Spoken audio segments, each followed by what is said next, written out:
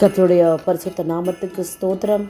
பிரியமானவர்களே, இந்த நாளிலே நாம் ஆண்டவரை நோக்கி நாம் அவரை மகிமைப்படுத்தும்படியாக ஆராதிப்போம்.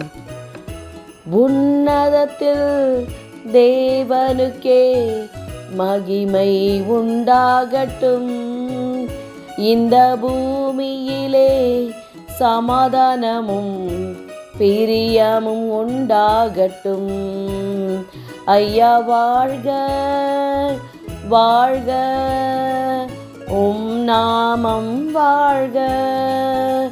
ஐயா வாழ்க வாழ்க, உம் நாமம் வாழ்க. தேவனுக்கே மகிமை, தெய்வத்திற்கே மகிமை. என்னை தேடி வந்து மீட்டவரே, தினம் உமக்கே மகிமை. என்னை தேடி வந்து மீட்டவரே, தினம் உமக்கே மகிமை. ஐயா வாழ்க வாழ்க, உம் நாமம் வாழ்க. ஐயா வாழ்க வாழ்க, உம் நாமம் வாழ்க. ஸ்தோத்திரம் ஆண்டவரே. பிரியமானவர்களே, இந்த அருமையான பொன்னாளிலே ஆண்டவர் நமக்கு கொடுத்திருக்கிற வேத பகுதி, அது லூக்கா எழுதின சுவிசேஷம் 2ஆம் அதிகாரம் 10 முதல் 14 வரை நான் வாசிக்கிறேன். தேவதூதன் அவர்களை நோக்கி, பயப்படாதிருங்கள், இதோ எல்லா ஜனத்துக்கும் மிகுந்த சந்தோஷத்தை உண்டாக்கும் நற்செய்தியை உங்களுக்கு அறிவிக்கிறேன். இன்று கர்த்தராகிய கிறிஸ்து என்னும் இரட்சகர் உங்களுக்கு தாவீதின் ஊரிலே பிறந்திருக்கிறார். பிள்ளையை துணிகளில் சுற்றி முன்னணையிலே கிடத்தியிருக்க காண்பீர்கள். இதுவே உங்களுக்கு அடையாளம் என்றான். அந்த க்ஷணமே பரமசேனையின் திரள் அந்த தூதனுடனே தோன்றி, உன்னதத்தில் இருக்கிற தேவனுக்கு மகிமையும் பூமியிலே சமாதானமும் மனுஷர் மேல் பிரியமும் உண்டாவதாக என்று சொல்லி தேவனை துதித்தார்கள். ஆமென். பெரியமானவர்களே, உங்கள் யாவருக்கும் ஆண்டவராகிய இயேசு கிறிஸ்துவின் நாமத்தினாலே கிறிஸ்மஸ் நல்வாழ்த்துக்களை தெரிவித்துக் கொள்கிறேன். பிரியமானவர்களே, இந்த வேத பகுதி எல்லா திருச்சபைகளிலும் விசேஷமாக பிரசங்கிக்கக்கூடிய வேத பகுதி இது. இந்த நாளிலே விசேஷமாய் பிரசங்கிப்பார்கள். ஆனால் இன்று ஆண்டவர் நமக்கு இந்த வேத பகுதியிலே 3 காரியத்தை அவர் வெளிப்படுத்தியிருக்கிறார். அதை உங்களோடு கூட நான் பகிர்ந்து கொள்ள விரும்புகிறேன். முதலாவது 10ஆம் வசனத்திலே பயப்படாதிருங்கள் என்று ஆண்டவர் சொல்லியிருக்கிறார். ஏன் பயப்படக்கூடாது? ஆண்டவர் நமக்காக இரட்சகர் பிறந்திருக்கிறார். இரட்சகர் என்றால் நம்மை எல்லாவித இக்கட்டுகளிலிருந்தும் மீட்கக்கூடிய மீட்பர்.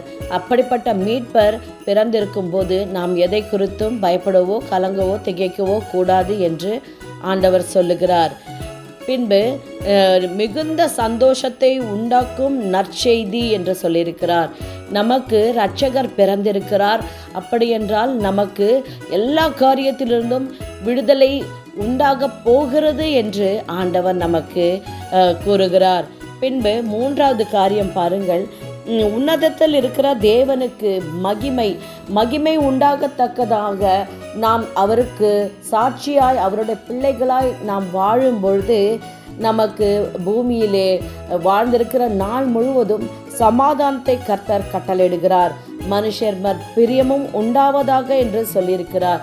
மனுஷர் மேல் பிரியம். ஆண்டவருடைய பிள்ளைகள் என்றால் மற்றவர்களுக்கு அன்பை பகிர்ந்து கொடுப்பது.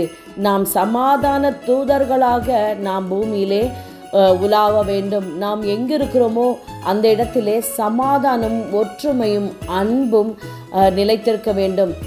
அதாவது சுருக்கமாக சொல்ல வேண்டும் என்றால் நாம் கனி கொடுக்கிறவர்களாக இருக்க வேண்டும் என்பதே ஆண்டவருடைய பிரியம். எனவே இதை நீங்கள் கருத்திலே வைத்துக்கொண்டு இந்த வேத பகுதியை நீங்களும் வீட்டிலே தியானியுங்கள். ஆண்டவர் ஒவ்வொருவரோடும் தனிப்பட்ட முறையிலே விசேஷமான வார்த்தைகளை வெளிப்படுத்துவார். உங்களுக்கு அது மிகவும் பிரயோஜனமாக இருக்கும். எனவே பிரியமானவர்களே, இந்த நல்ல நாளிலே ஆண்டவர் நமக்கு சொல்லுவது, பயப்படாதிருங்கள், எதை குறித்தும் பயப்படாதீங்கள், எல்லாவற்றையும் அவருடைய பாதத்திலே வைத்துவிட்டு சந்தோஷமாயிருங்கள். புதிய ஏற்பாட்டிலே கூட சந்தோஷமாயிருங்கள் என்று உங்களுக்கு சொல்லுகிறேன், மறுபடியுமாக சந்தோஷமாயிருங்கள் என்று ஆண்டவர் சொல்லுகிறார். இன்று நமக்காக இரட்சகர் கொடுக்கப்பட்டிருக்கிறார். எனவே எல்லா விதமான பாவ சாப கட்டுகளிலிருந்தும் அவர் நம்மை மீட்க வல்லவராயிருக்கிறார். நாம் செய்ய வேண்டியதெல்லாம் அவருடைய பாதத்திலே அமர்ந்து நம்முடைய குற்றங்களை எல்லாம், நாம் அறிந்தும் அறியாமலும் செய்த எல்லா பாவங்களையும் நாம் அறிக்கை செய்து அவரிடத்திலே மீட்பை, இரட்சகரிடத்திலே மீட்பை பெற்றுக்கொள்ள வேண்டும். அப்பொழுது மெய்யாகவே தேவனுக்கு மகிமையும் பூமியிலே சமாதானமும் மனுஷர் மேல் பிரியமும் மெய்யாகவே கட்டளையிடுவார். மீண்டுமாக அனைவருக்கும் கிறிஸ்மஸ் நல்வாழ்த்துக்கள். God bless you.